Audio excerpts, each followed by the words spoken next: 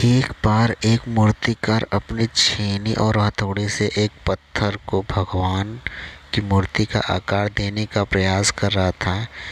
जैसे ही वह छेनी पर अपना हथौड़ा चलाता, वह पत्थर चिल्लाने लगता और कहने लगता कि ये क्या कर रहे हो?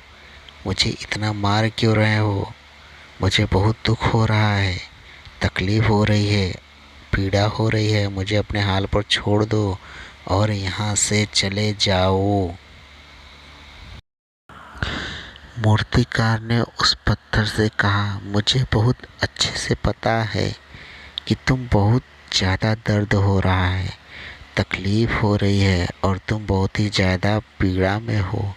लेकिन यदि आज तुमने इस दर्द को नहीं सहा, इस तकलीफ़ को नहीं सहा, तो जीवन भर तुम इसी प्रकार से पड़े रहोगे। मुझे पता है कि तुम में आगे बढ़ने की अपार संभावना है। तुम एक बहुत अच्छे पत्थर हो, लेकिन यदि तुम इसी प्रकार से रहोगे तो कभी भी आगे नहीं बढ़ पाओगे। इतना कहकर मूर्तिकार औजार उठाए ही थे कि पत्थर फिर से चिल्लाने लगा, गिड़गिड़ाने लगा, विनती करने लगा कि मुझे अपने हाल पर छोड़ दो। मुझे पता है कि जीवन के लिए कौन सी चीज़ सही है और कौन सी चीज़ गलत है। मुझे बहुत ज़्यादा दर्द हो रहा है। अब मैं इस तकलीफ़ को बहुत ज़्यादा नहीं सह सकता। मैं जिस हाल में उस हाल में छोड़कर मुझे तुम यहाँ से चले जाओ।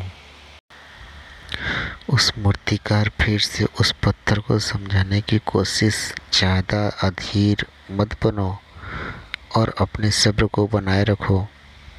थोड़ी देर और इस दर्द को सहो। यदि इस दर्द को सह लिया तो मैं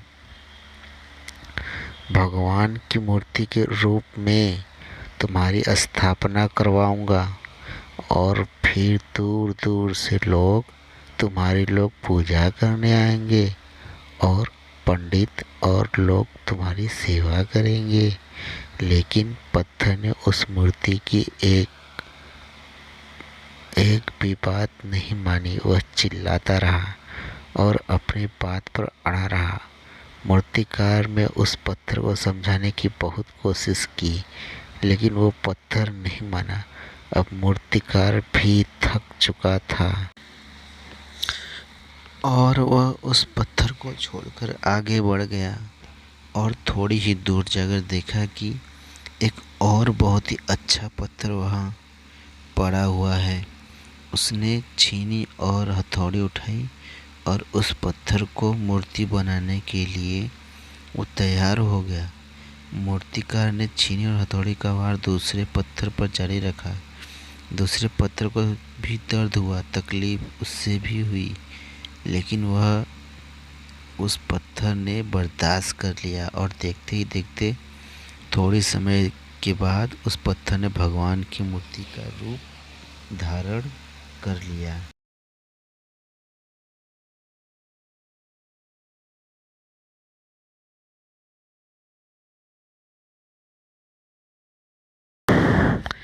थोड़े दिन बाद उस मूर्ति की एक मंदिर में स्थापना हो गई।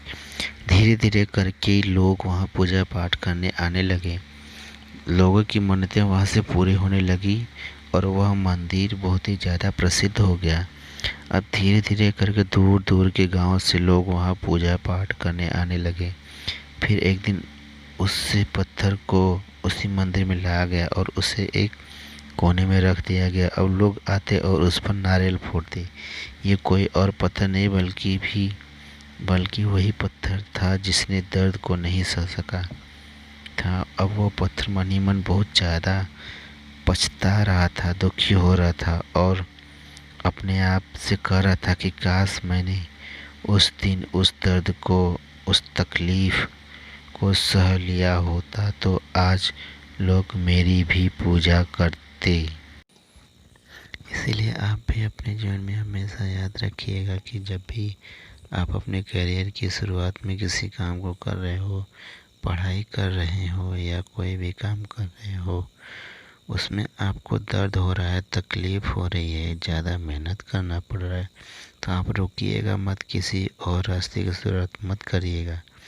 क्योंकि कोई और रास्ता आपको सफलता नहीं दे सकता है। आपको उस दर्द को, उस तकलीफ़ को सहना ही होगा, और उस दर्द को, उस तकलीफ़ को सहकर आप ज़्यादा मजबूत बनेंगे, और तभी आप अपने जीवन में आगे बढ़ पाएंगे। और जीवन में हमेशा याद रखिएगा कि आपको पहले पत्थर की तरह नहीं, बल्कि दूसरे पत्थर की तरह बनना